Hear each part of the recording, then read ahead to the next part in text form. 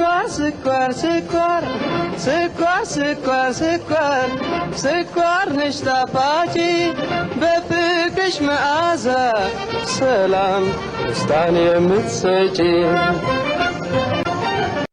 ስኳር ስኳር ስኳር ስኳር ስኳር ስኳር ነሽ ጣፋጭ በፍቅርሽ መዓዛ ሰላም ደስታን የምትሰጪ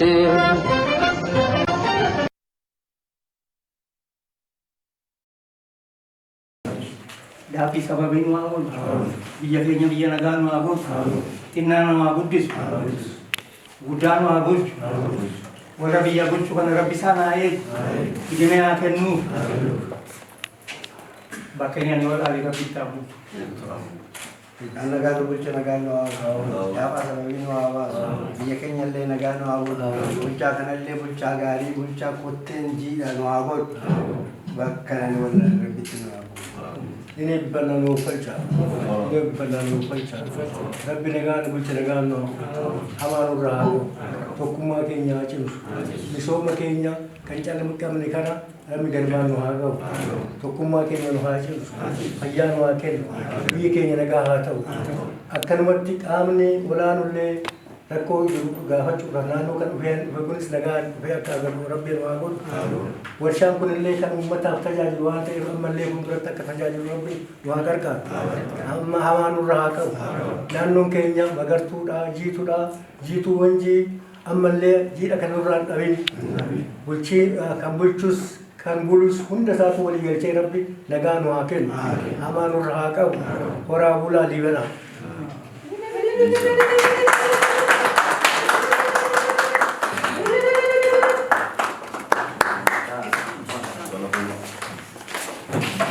የኢፌድሪ የህዝብ ተወካዮች ምክር ቤት የመንግስት ልማት ድርጅት ጉዳዮች ቋሚ ኮሚቴ በወንጂ ሸዋ ስኳር ፋብሪካ ለ2 ቀናት የመስክ ምልከታና የ6 ወራት አፈጻጸም ግምገማን አካሂደዋል። የመስክ ጉብኝቱ በይፋ የተጀመረው በፋብሪካው ዋና ስራ አስኪያጅ አቶ ሰለሞን በቀለና የድርጅቱ የማኔጅመንት አባላት ለእንግዶች በተደረገ ሞቅ ያለ አቀባበል ሲሆን አሚ ኮሚቴው ምክትል ሰብሳቢ ዶክተር ኢንጂነር ስለሺ ኮሬ የመስክ ጉብኝቱን ዓላማዎችና የሚጠበቁ ውጤቶችን የሚገልጽ ዝርዝር መርሃ ግብር አቅርበዋል። በወቅቱ እንደዚህ ያሉ ጉብኝቶች በመሬት ላይ ያሉትን ተጨባጭ አፈጻጸም ለመገምገም ተግዳሮቶችን ለመለየትና በመንግስት የልማት ድርጅቶችና የአካባቢው ማህበረሰብ መካከል ያለውን ግንኙነት ለማጠናከር ወሳኝ መሆናቸውን አጽንኦት ሰጥተዋል።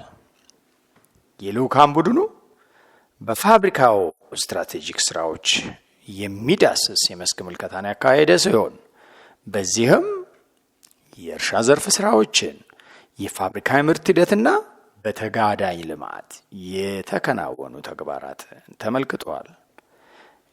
በእርሻ ዘርፍ የተከናወነ የሚገኘው የሸንኮራ አገዳ ልማት የተለያዩ አዳዲስ ዝርያዎችን ወደ ምርት ማስገባት ተጠናክሮ እንዲቀጥል የፋብሪካውን የማምረት አቅም አሟጦ ወደ ስራ ለመቀየርም በሸንኮራ አገዳ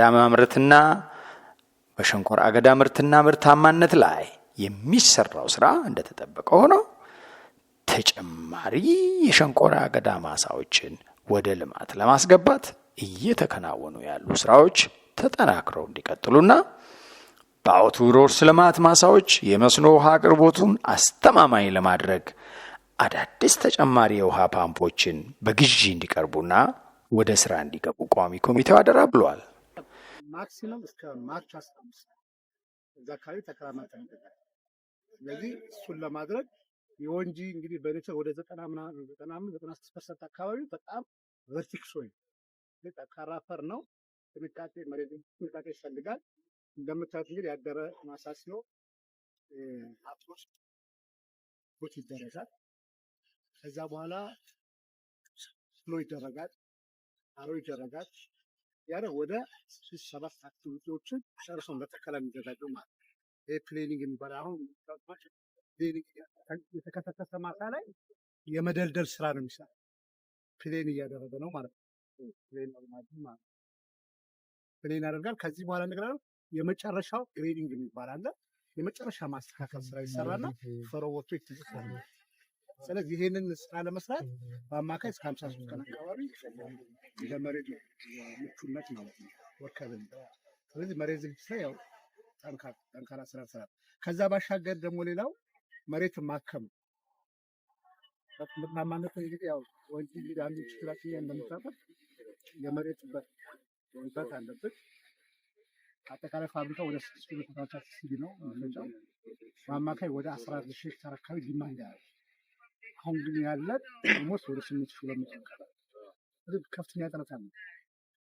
ፋብሪካው በሙሉ አቅሙ እያሰራ ነው። ስለዚህ ሆሪዞንታሊ ማሳካት እንዳለ ሆኖ ያው አጠቃላይ እንደ መንግስት ኃላፊነት የሚሆነው ግን ቨርቲካሊ ደግሞ ምርታማነቱን ማሳደግ መሰረታዊ ነገር ነው ማለት ነው። በዚህ ረገድ መሬት ዝግጅቱን በጥራት መስራት፣ በጊዜ መትከል፣ እንደገና ደግሞ በጣም ረጅም ዓመት ግን ከ70 ዓመት በላይ ተመሳሳይ ክሮፕ ሞኖክሮፕ እየተጠቀሙ ስለዚህ ብዙ ነገሮች ብዙ ችግሮች ስላሉ መሬትን የማከም ስራ ይሰራል። አሁን የሚታዩት ማሳ ኦልሞስት ከዚህ ግማሽ የሚያክለው ሙሉ አሜንድ ነው። በሲቪልና መስኖ መምሪያ በኩል የማሳ አፈር እንዲገባ ይደረጋል። አፈር ይበተናል። ከዛ በኋላ እንተክላለን እና ጠንካራ ስራ ይፈልጋል ቨርቲካል ኢንክሪመንቱን ለማሳደግ። በዚህ መሰረት እንደዚህ አድርገን እንግዲህ በአማካይ 1800 ሄክታር ማግኘት ነው። እንደዚህ በአጠቃላይ ነው። ያው እኛ ሁለት አይነት መሬት ዝግጅቶች አሉብን። አንደኛው አምና ቆርጠን ሳይክሉን ይጨርሳል አገዳ አንዴ ተክሎ 5 ከ8 ዓመት ነው ቆየው ማለት ነው።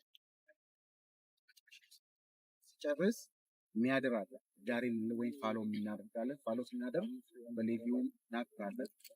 በዛ መሰረት ሌሎች ማሳዎች ደግሞ እንደ የተወሰኑ ተጓዳኝ እንደ ቦሎቄ አይነቶች እንዘራባቸዋለን።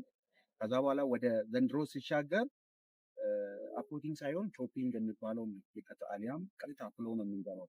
ሌላው ደግሞ ዘንድሮ አላው ላይ ቆርጠን ዝቅተኛ ምርት ያሳቀቅበታች ወይም ሳይክሉ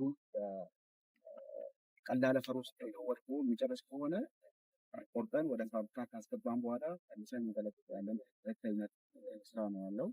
እነዚህ ነገሮች ናቸው በዋናነት የተሰሩት። ቀደም ድረስ እንደጠቀሰው ቅዳቸው 2200 ይሄን ያሰብነው ይሄ ፋብሪካ ሲተከል 6000 ኮማንድ ኤሪያ ይዞ ነው።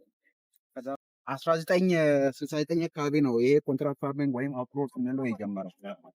ያኔ እዚህ አካባቢ ነባርላቸው የአዳማ ወረዳ አለ ነበሩ። እነሱን ወደ 1116 ሄክታር ይዞ ነው ወደ 7000 ሄክታር እንዲያድግ የተደረገው በወቅቱ ማለት ነው። ከዛ በኋላ ከነዚሁ ጋር ነው የቆየው እስከ 2003 ድረስ። 2003 ሁለተኛ ዙር ጨመረ ማለት ነው። እነዚህ ወንጂና ሸዋ 7000 ሄክታር በቂ ነበር። በየአመቱ 700 እስከ 750 ሺህ ኩንታል ስኳር ያመርት ነበር። ከነዚህ ሁለቱ በራሱ ይዞታና 1000 ሄክታር ከገበሬ ማለት ነው። ሸዋ ያለማ ነው። ተጨማሪ አሁን ዲማንድ ያደርጋል። አሁን አዳማ ከተማ ስለገባ ይዞታው አዳማ ከተማ ታዛኝ የደጋገም የፋብሪካውን የስኳር ምርት በተመለከተ ቋሚ ኮሚቴው ፋብሪካው በ51 የምርት ቀናት ከ200,000 ኩንታል በላይ ስኳር ማምረት መቻሉ የፋብሪካውን አመራርና ሰራተኞች ለአንድ ዓላማ ስኬት ያላቸውን የተቀናጀ ትግልና ቁርጠኝነት በተጨባጭ የታየበት መሆኑን ገልጸው በሂደት ላይ ያሉና ሊሻሻሉ የሚገባቸው ጉዳዮችም እንዲሰራባቸው ምክረ ሀሳብ ሰጥተዋል። በተጓዳኝ ልማቱ ተነሳሽነቱን ወስዶ እያከናወናቸው ያሉትን የአትክልትና ፍራፍሬ ልማት፣ የእንቁላል ጣይ ዶሮችና የወተት ላሞች እርባታ ጣቢያዎች፣ የዘመናዊ አሳ እርባታ መሰረተ ልማት ግንባታና የንብ ማነብ ስራዎች ምልከታ ተደርጓል። እነዚህ በተምሳሌትነት የሚታዩ ስራዎች ለፋብሪካው ገቢ ከማስገኘት ባለፈ ሰራተኛውና የአካባቢው ማህበረሰብ ተጠቃሚ እያደረጉ መሆኑን ቋሚ ኮሚቴው ተገንዝበዋል። ከዚሁ ጎን ለጎን በፋብሪካው የኮርፖሬት ማህበራዊ ኃላፊነት ማዕቀፍ ስር እየተተገበሩ ያሉ የንጹህ መጠጥ ውሃ አቅርቦት ፕሮጀክቶችም ፋብሪካው ከራሱ ሰራተኞች አልፎ ለአጎራባች ቀበሌ ነዋሪዎች የንጹህ መጠጥ ውሃ ማድረስ መቻሉን በበጎ መልኩ ተገምግሟል። ከዚህም ባሻገር ቀደም ሲል ስራ አቁሞ የነበረው የከረሜላ ፋብሪካ አስፈላጊው ጥገና ተደርጎለት ወደ ምርት በመመለሱ ውጤታማ ስራ መሰራቱ ተመልክቷል።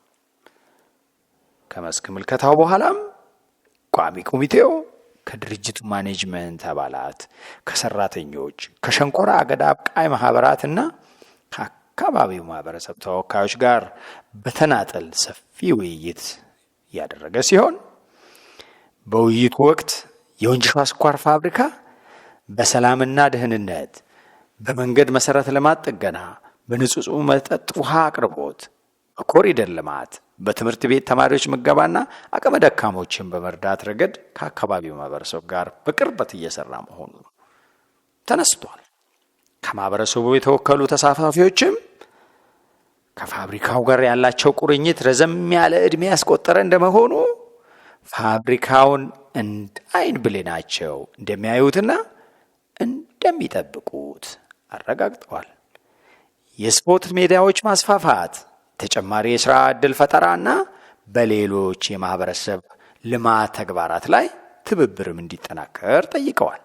ከዚህ በተጨማሪ በማህበረሰቡ ከተነሱ ቁልፍ ጥያቄዎች መካከል የአዳማ ወንጂ አስፋልት መንገድ ግንባታ በዋነኛነት የሚጠቀስ ሲሆን ጉዳዩ ከመንግስት ተገቢውን ትኩረትና ወቅታዊ ምላሽ እንዲያገኝ ጥሪ ቀርበዋል። ከሰራተኞች ጋር በተደረገው ውይይት ምርትና ምርታማነትን ለማሳደግ የሥራ ተነሳሽነትን በሚያጠናክሩ ጉዳዮች ላይ ትኩረት የተሰጠበት ሲሆን ችግሮችን በጋራ የመፍታት ኃላፊነት በሁሉም እጅ መሆኑንና እንደሚሰራም ከመግባባት ተደርሷል። በተመሳሳይ ከሸንኮራ አገዳ አብቃይ ማህበራት ዩኒየን አመራሮች ጋር በተደረገው ውይይት በድርጅቱና በማህበራቱ መካከል ያለው ጠንካራ የሥራ ግንኙነት ተወስዶ በተለይ ድርጅቱ የመብራትና የማጓጓዣ ወጪዎችን በመሸፈን ለአውቶግሮስ ልማቱ ቀጣይነት ያደረገው አስተዋጽኦ የሚያስመሰግነው እንደነበር ተጠቅሷል። ሆኖም ከውሃ አቅርቦት ጋር የተያያዙ ችግሮች አፋጣኝ ምላሽ እንዲያገኙ ተጠይቋል። በመጨረሻም ዶክተር ኢንጂነር ስለሺ ኮሬ በፋብሪካው የታየው ለውጥ ተጠናክሮ እንዲቀጥል፣ የውሃ እጥረት ተግዳሮቶች በአስቸኳይ እንዲፈቱና ድርጅቱ ማህበራዊ ኃላፊነቱን በዘላቂነት መንገድ እንዲወጣ አቅጣጫ በማስቀመጥ ጉብኝቱ በስኬት ተጠናቋል።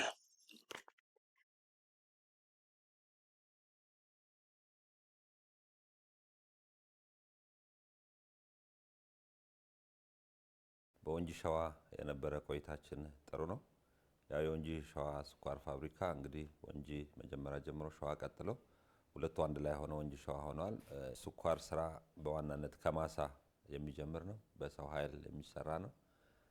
በማሽነሪዎች የሚታገዝ ነው። እንደገና ደግሞ የውሃ አቅርቦት በቂ ሁኔታ የሚያስፈልግ ነውና አሁን የማሳ ዝግጅት ስራቸውን በጊዜ በደንብ በጥሩ ሁኔታ ጀምረው የመሬት ስራውን ጨርሰው ወደ ተከላም ገብተው እየበቀሉ ያሉትንም ደግሞ እየተንከባከቡ ያሉበት ሰዓት ነውና በጣም ጥሩ እንቅስቃሴ ጀምረው የስኳር ምርታቸውንም ከ200 ሺህ በላይ ባለፉበት ሰዓት መምጣታችን ጥሩ ነው። ፋብሪካው ከተለኮሰበት ሰዓት ጀምሮ እሳቱም ያስፈልገዋል፣ ስቲም ያስፈልገዋል። ወደ ፕሮሰሱም የሚመጡ ሲስተሞች ዩቲሊቲዎች ኦንቦርድ መሆን አለባቸውና እነሱ ጋር ጥሩ እየተላመዱ በ24 ሰዓት ጊዜው ሰዓታት ውስጥ ነው በየጊዜው ሲሄዱ የ1 ሰዓት የ2 ሰዓት ለውጥ እያመጡ መጥተዋል። ጥሩ ነው። ስለዚህ የመሬት ዝግጅታቸውና የሸንኮራ ስራቸው በጣም ጥሩ ነው። እዚህ ለየት የሚያደርገው ነገር ከሸንኮራ ምርታቸው ስራ ጋር ፋብሪካው በራሱ የሚያዘጋጀው የሸንኮራ ምርት በራሱ ኃይል በራሱ ሰራተኞች በራሱ ሲስተም አለ። ሌላው ደግሞ ከእነሱ በደም ተስማምተው አውትግሮወርስ ብለው የሚጠሯቸው የሸንኮራ አገዳ ምርት ላይ የተሰማሩ አርሶ አደሮች የቆየ ልምድ አላቸው። በአንድም በሌላም መንገድ ስራው አንዴ ሲጠነክር አንዴ ሲጎል ዘለቀን። በአሁኑ ሰዓት ግን 6 ማህበራት በዩኒየን ተደራጅተው የሸንኮራ ምርት እያመረቱ በውል ታስረው እንግዲህ እኛ ባለፈው ባወጣነው አዋጅ ኮንትራክት ፋርሚንግ ነው የምንለው። በኮንትራት ፋርሚንጉ አርሶ አደሮቹ የሚቀርብላቸው አቅርቦት አለ፣ የራሳቸው ሚና አለ፣ የፋብሪካው ሚና አለ። በዛ ውል መሰረት ለፋብሪካው ሸንኮራ ያቀርባሉ። ስለዚህ በዚህ ረገድ አብሮ ተሳስረው እየሰሩ ነው።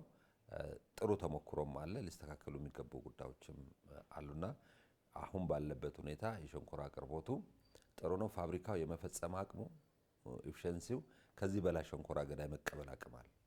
ስለዚህ አሁን እዚህ ላይ ያለው ቻሌንጅና መስተካከል ያለበት እንግዲህ ምርታማነትን በደንብ ማሳደግ ነው። አሁን በምንንቀሳቀስበት ጊዜ ያየናቸው አንዳንድ ማሳዎች ተጎድተው ከውሃ አቅርቦት እጥረት አንጻር ብዙ ሸንኮራ እያመረቱ አይደለም። በዚሁም የፋብሪካውም ላይ የሚመጣ ተጽዕኖ ይኖራል። በተለይ አርሶ አደሮቹ ላይ ይሄን በጋራ ተደራጅተው የሚሰሩት ላይ ምርታማነት ላይ ተጽዕኖ ስለሚያመጣ በመጀመሪያ ደረጃ ላይ ማሳ ኤክስፓንሽን ከማሰባችን በፊት ባለው ማሳ ላይ ምርታማነትን ማሳደግ ያስፈልጋል። ስለዚህ ለዚህ ትልቁ ማነቆ የሆነው የውሃ አቅርቦት ከ90% በላይ የሚያነሱት ተቋሙም የሚያነሳ አርሶ አደሩም የሚያነሳ የውሃ አቅርቦት ውስንነት አለ። የውሃ አቅርቦት ውስንነት ያለው ከውሃ ምንጩ ሳይሆን ይህን ውሃ ወደ እርሻው ሊያስተላልፍ የሚችሉ ነባር ፓምፖች የተጎዱ ስለሆኑ እነሱ መተካት ያስፈልጋል። ወደ 26 ፓምፕ ይፈልጋሉ። በበቂ ኢንቨስትመንት ኮምፖነንትም ስላለው ቶሎ እነዚህን የሀብት አፈላልጎ እነዚህን ፓምፖች መሙላት ቢቻል ምርታማነትን በደንብ ማሳደግ ይቻላል። ስኳሩን በደንብ ማምረት ይቻላል። አርሶ አደሮችንም ኑሯቸው የተረጋጋና ደስተኞች እንዲሆኑ ማድረግ ያስፈልጋል። ስለዚህ ወሳኝ ምዕራፍ ነውና ትልቁን ስራ የሚሰራው ይሄኛው ፓርት ነው። ከችግሮችም የፋብሪካው ማኔጅመንትን በዛ ልክ ያነሳል። እርሻ ላይ ያለውም ሰራተኛ በዛ ልክ ያነሳል። አውት ግሮወሮችም አርሶ አደሮችም በዛ ልክ ያነሳሉና ይሄ ቦርዱም ያይችም እንደገና ወንጂ ስኳር ፋብሪካም ትኩረት ሰጥቶ ሊሰራበት የሚገባ ትልቅ ኤሪያ ነው። ሌሎቹ ጉዳዮች ከዚህ መለስ ናቸው። አውት ግሮወሮቹ ከዚህ ቀደም የነበሩ አንዱ ጥሩ ግንኙነታቸው በአንድም በሌላ መንገድ ከስራው ባህሪ የተነሳ የሸንኮራ ምርታማነት ሊቀንስ ይችላል። ሁሉንም 100% ኤፊሽንት እንሆናለን የሚል ሀሳባዊ አይደለም ማንሳት የምንችል። በስራ ሂደት ውስጥ የሚገጥሙ ቻሌንጆች ይኖራሉ። ከአየር ሁኔታ አንጻር ከሚፈጠር የውሃ አቅርቦት የመሳሪያዎች ችግር፣ ውሃ ከሚረጩ መሳሪያዎች ችግር፣ ከሰው ችግር ሊገጥሙ የሚችሉ የሚጠበቁ ችግሮች ናቸው። እነዛ ችግሮች እንኳ ሲገጥሙ አርሶ አደሩ እንዳይጎዳ እንዴት ነው ለሚቀጥለው ጊዜ እዳው ጭምር ተሸጋግሮ ውጤት ሲያገኝ ሊመልስበት የሚችል ተግባቦት መኖሩ ጥሩ ነው። እሱም በአሰራር መደገፋቸው ጥሩ ነው። ችግሩ አይከሰት ብሎ መስራት አንድ ነገር ነው። በአጋጣሚ ደግሞ ችግሩ ቢከሰት መፍትሄው ደግሞ ምንድን ነው ብሎ ማሰቡ ጥሩ ስለሆነ ያን በመፍትሄ በውላቸው ስር ማካተታቸው አንድ ትልቅ ጥሩ ነገር ነውና እሱም አሁን ደግሞ የረዥም ጊዜያት የቆዩ ወደኋላ የተጎተቱ በአርሶ አደሩ በኩል ቅሬታ የሚያስነሱ ጉዳዮች ቦርድና ማናጅመንቱ እየተመካከሩ በዘላቂነት ለመፍታት ይሄም ጥሩ ነው። ስለዚህ ችግሮቹን አይተው እነዚህ አርሶ አደሮቹ ለቀጣይ ለፋብሪካው አቅርቦት ላይ ጥሩ ስራ ሊሰሩ ስለሚችሉ ያደጉ ሀገራት ልምድም ይሄን ነው የሚያሳየው። ስለዚህ የራሳቸው ሰርተው የሚያቀርቡት ውሎችን እሱን ማሳደግ ያስፈልጋል። አሁን ለፋብሪካው እያቀረቡ ያሉት በአጠቃላይ ክብደት እየተለካ ነው የሚመጣውና በክብደት ነው የሚገበያዩት። ሌሎች ሀገሮች የሚገበያዩት ሸንኮራ በያዘ ጣፋጭ ፈሳሽ ነው የሚመዘነውና እሱ ሲሆን ደግሞ ቀሪም ሌላም ግንኙነት ይኖራቸዋል።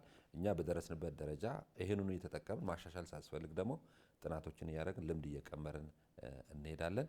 ከአርሶ አደሮቹ ጋር ያለው መስተጋብር ጥሩ ነው። ለመስራት አርሶ አደሮቹ የሸንኮራ ስራ ያዋጣል፣ አቅርቦቱም ዝግጅቱም ጥሩ ነው፣ የጎደሉ ነገሮች ይሟሉልን ነው የሚሉት። ፋብሪካውም ከአርሶ አደሮቹ ጋር ለመስራት ቁርጠኛ ነው። ይሄ ሁለት አካላት አብረው ሲሰሩ ሁለቱ እስከተፈላለጉ ድረስ የሚጎላቸውን ነገር እየሞሉ የሚሄዱበት ነው። ቦርዱም በዚህ የተሻለ ድጋፍ ማድረግ አለበት። ያቺም የተሻለ ድጋፍ ማድረግ አለበት። መንግስትም የተሻለ ድጋፍ አለበት። በእርሻ ስራው ላይ ትልቅ መሬት አለን። አግሮኢኮሎጂያችን ጥሩ ነው። ሸንኮራ ምርት ላይ ትልቅ ትኩረት ልንሰጥ ይገባል። እንግዲህ ግብርና ሚኒስቴር በዚህ ምን ያህል ይደግፋል የሚለው ነገር ስታይ እናንተም እንደሰማችሁት ከማህበራትም ከፋብሪካውም የምነሳው በዚህ በሸንኮራ ስራ ላይ የግብርና ሚኒስቴር በወረዳ በዞንም በክልል በፌደራልም ደረጃ ላይ ልዩ ትኩረት የለውም። ስለዚህ በዚህ ዘርፍ ልዩ ትኩረት ቢያገኝ ጥሩ ነው የሚል ሐሳብ አለ። አካባቢን ጥበቃ ጭምር ሙሉ በሙሉ ይዘው መሄድ አለባቸውና አሁን ጥሩ ተሞክሮ ነው። በተለይ ደግሞ የሌማት ትሩፋት ላይ የተሰራው ስራና የዚህ የአትክልትና ፍራፍሬ ስራ ላይ የተሰራለው ስራ በጣም ትልቅ ምርታ ያለው።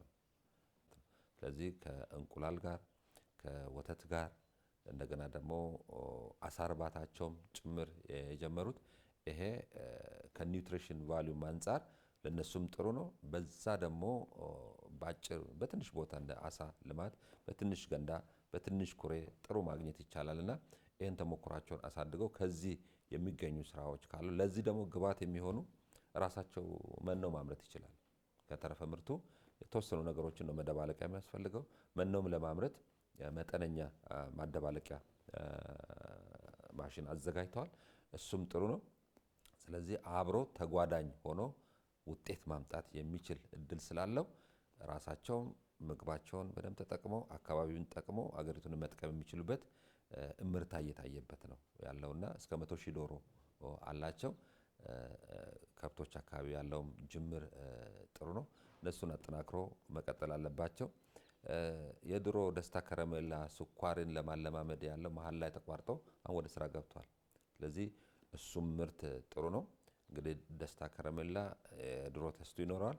አሁን ደግሞ በሚፈለገው ወጣቶች በሚፈልጉት ኒውትሪሽን ቫልዩ በተሻለ ጥሩ ከረሜላ ወይም ወደ ቸኮሌት ወደ ሌሎችም ነገሮች መሄድ ይችላሉና ያ ጥሩ ድል ስለሚፈጥር መኖም ጭምር እንግዲህ አቀነባብረው ቢያቀርቡ ለራሳቸው ከብቶችም ጥሩ ነው። ለገበያም ቢያቀርቡ ጥሩ ነው። ስኳር ዝም ብሎ ስኳር ፋብሪካ ብቻ አይደለም ብዙ ቦታ ላይ የሚባለው በአማርኛ እንዴት እንደሚገልጽም ባላቅ ሹገር ኮምፕሌክስ ኢንዱስትሪ የሚባሉትና ለምን ተጓዳኝ ነገሮች ብዙ ስላሉ ሁሉንም መስራት የሚችልበት አግባብ ስላለ ይሄ ጅምራቸው ጥሩ ነው። እይታቸውን በደንብ አሻግረውልና እዚህ ላይ ጠንክሮ መስራት ያስፈልጋል። ወንጂ ጥሩ ተምሳሌት የሚሆን ለእይታም ከኢንዱስትሪ ባለፈ ከተማ ጭምር ነው ያያቸው የኮሪደር ልማት እንደ ተምሳሌት ወስዶ የጀመሩት አለ። እሱም ማስፋት ነው። ፋብሪካዎች አካባቢ ለሰዎችና ለማሽነሪ መንቀሳቀስ ያለው ምቹና ክሊን የሆነበት ጥሩ ነው። ለፋብሪካውም ልነገር የምፈልገው አሁን ከጀመሩ ጥቂት ጊዜያት ሊሆኑ ይችላሉ። ይሄ ንጽህናው ልክ ምርት እስከሚጨርሱበት ጊዜ መቀጠል አለበት ማለት ነው። ስለዚህ ለሚሰራው ሰው ምቹ ነው፣ ጤና ነው። ይሄን አጠናክረው እንዲቀጥሉ እንመክራቸዋለን። ያየነው ነገር በጣም ጥሩ አስተማሪና ተሞክሮ የሚቀመር ነው።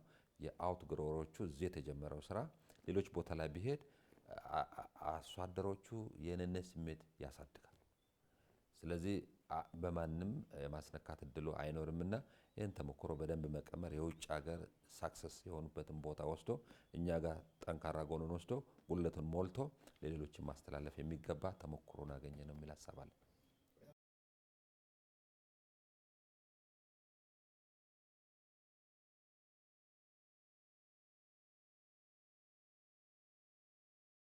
የህዝብ ተወካዮች ምክር ቤት የመንግስት የልማት ድርጅቶች ቋሚ ኮሚቴ ለመጀመሪያ ጊዜ እዚህ የመጣው ባለፈው ክረምትም እንደዚሁ ሙሉ ኮሚቴው መጥቶ የፋብሪካውን የልማት ሂደት አጠቃላይ ከስኳር ምርት ጀምሮ ሌሎች የተጓዳኝ ምርቶችን ጨምሮ ዞሮ ለማየት ሞክሯል።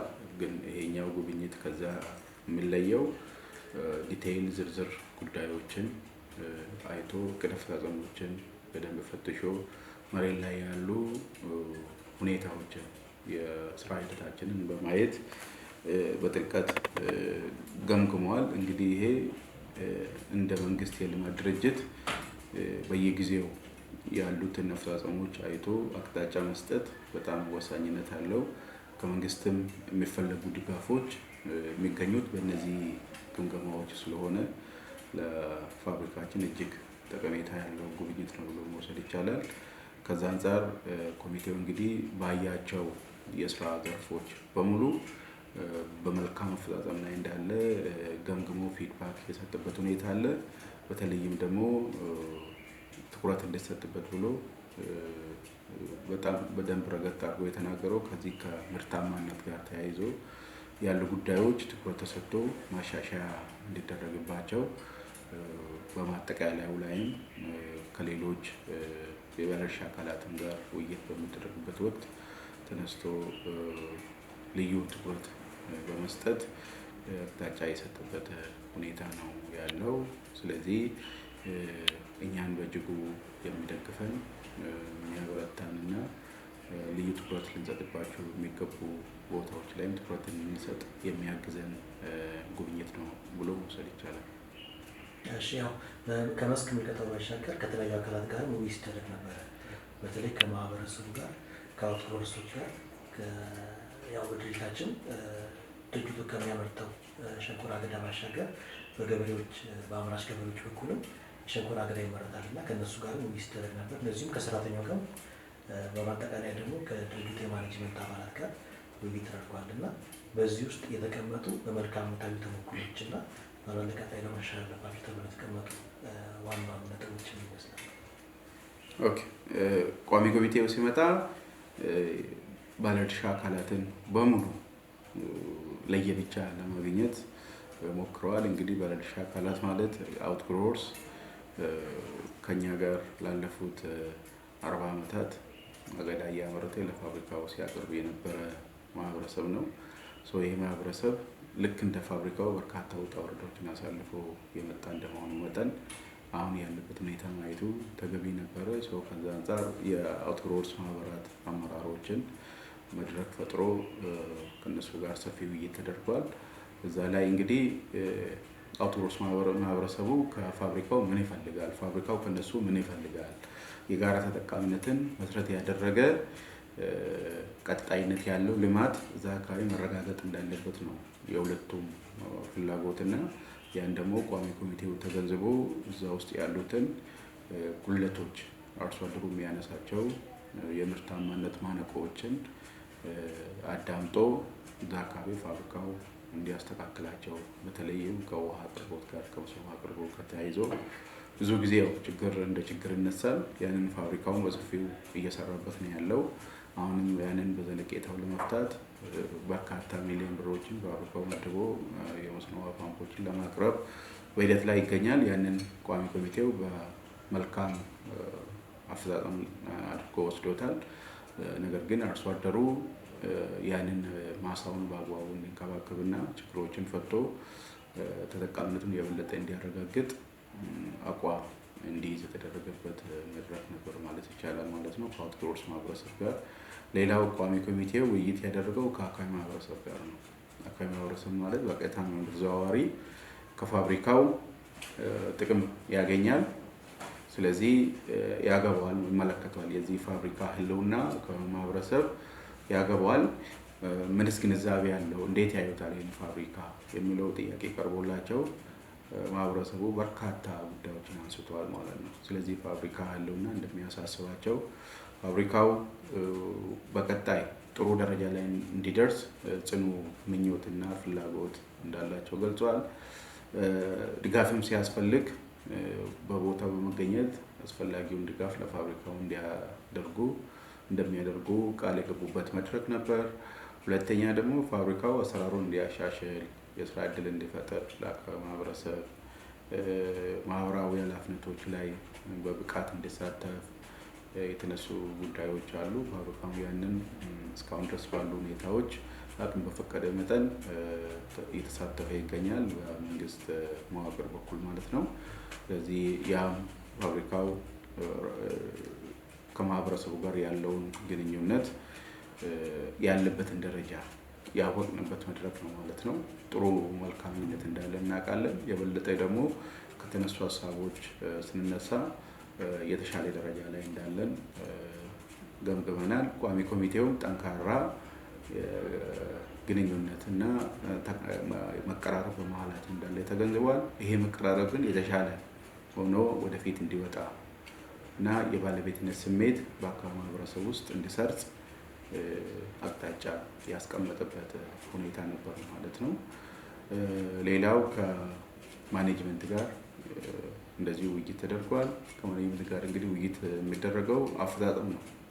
የፋብሪካው ያለፈው 6 ወራት አፈጻጸም ያለበትን ደረጃ በሪፖርት ቀርቦ ለማየት ተሞክሯል።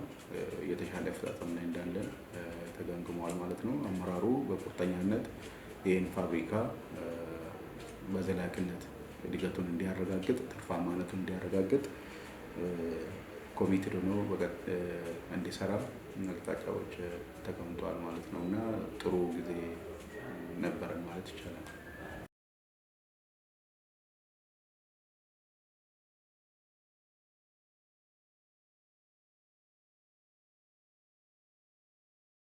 እንግዲህ የፋብሪካው የቀጣይ ትኩረት አቅጣጫዎች ተብሎ የሚቀመጡት አንደኛና ዋነኛው እኛ የመሬት አቅርቦት ችግር ያለብን ተቋም ነን። ስለዚህ ይሄ ፋብሪካ አሁን ባለው ይዞታ ላይ ምርታማነትን ማሳደግ ላይ ትኩረት ሰጥቶ መስራት እንዳለበት ይሄ ትልቁና ዋነኛው የትኩረት አቅጣጫ ነው። ምርታማነትን ማሳደግ ነው። የአገዳ የስኳር እነዚህ ዋና ፋብሪካ የተቋቋመበት ዋና ዓላማ ነው። ፋብሪካው ደግሞ በአሁኑ ሰዓት ይህን ብቻ አይደለም እየሰራ ያለው የተጓዳኝ ምርቶች ላይ በሰፊው ገብቶበት በእንቁላል ምርት፣ በወተት ምርት፣ በንብ ማነብ፣ በአትክልትና ፍራፍሬ እንደዚሁም በአሳ እየሰራበት ነው ያለውና እነዚህን ተጓዳኝ ምርቶችም ከመንግስት ኢኒሼቲቭ ጋር አስተሳስሮ የገበያ ዋጋን ማረጋገጥ ላይ ትኩረት አድርጎ ይሰራል። እዛም ምርትና ምርታማነት በጣም ወሳኝና አስፈላጊ ነው። አዋጭነቱን ማረጋገጥ ይፈልጋል። እንደ ቢዝነስ ተቋም አዋጭነቱን ማረጋገጥ ያስፈልጋል እና እነዚህ ጉዳዮች የቀጣይ ትኩረት አቅጣጫዎች ናቸው። ሌላው ትኩረት አቅጣጫ እንግዲህ ምርትና ምርትን ወደ ላይ ቨርቲካሊ ከማሳደግ በተጨማሪ ሆሪዞንታሊ ማሳደግም ተገቢ ስለሆነ ይህንን አሁን ያጋጠምንን የሸንኮራ አገዳ ማሳ ሽፋን በተወሰነ ደረጃ ለማሳደግ እንዲቻል እዚህ ሳውስ ልደታ በሚባለው አካባቢ የአዋጭነት ጥናት እያስጠናን ነው የምንገኘው። እንግዲህ የአዋጭነት ጥናቱን መሰረት አድርገን የአገዳ ማሳ ሽፋንን ማሳደግ ላይ በሰፊው እንሰራለን ማለት ነው። አንዱ ትልቁ የትኩረት አቅጣጫችን ነው ማለት ነው። ሌላው የትኩረት አቅጣጫችን እነዚህ ያረጁ የመሰረተ ልማቶችን የማደስ ሪሃቢሊቴት ማድረግ አንዱ እቅዳችን ነው። በስትራቴጂያችን ውስጥ ያስቀመጥነው ሰው መኖሪያ ቤቶች ላይ ብዙ ጊዜ የመልካም አስተዳደር ኢሹ ነው የሚነሳበት ሁኔታ በሰፊው ይስተዋላል።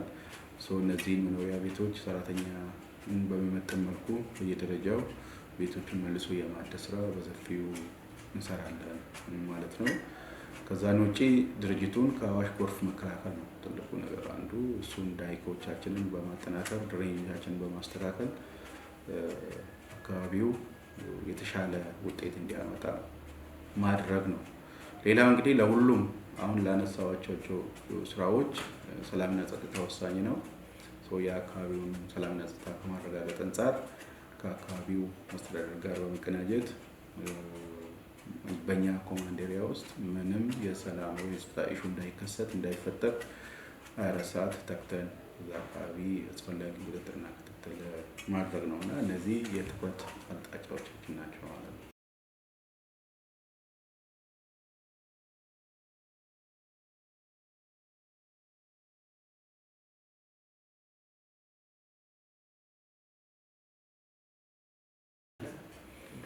እንግዲህ ይህንን ቅድም የተቃቀስኳቸው ነገሮች እንዲሁ ዝም ብሎ ስለተባሉ ብቻ መሬት ላይ የሚወርዱ አይደሉም። እነዚህ ጉዳዮች መሬት ላይ ወርደው ውጤት እንዲያመጡ የአመራሩ ሚና የአንበሳውን ድርሻ ይዛል። የሰራተኛው ሚና የአንበሳውን ድርሻ ይዛል። እንዲሁም ደግሞ ቅድም ባለድርሻ አካላት ያልናቸው የአካባቢ ማህበረሰብ፣ የአውትዶርስ ማህበረሰብ እዚህ ውስጥ ተቀናጅቶ ርብርብ ማድረግ አለባቸው። ይህን እንግዲህ የህዝብ ግንኙነትም ሁሉም አመራር የሚመለከተውን በመፈጸም ሰራተኛውን በማስተባበር በቁርጠኝነት እንዲሰራ አድራ ለማለት እፈልጋለሁ።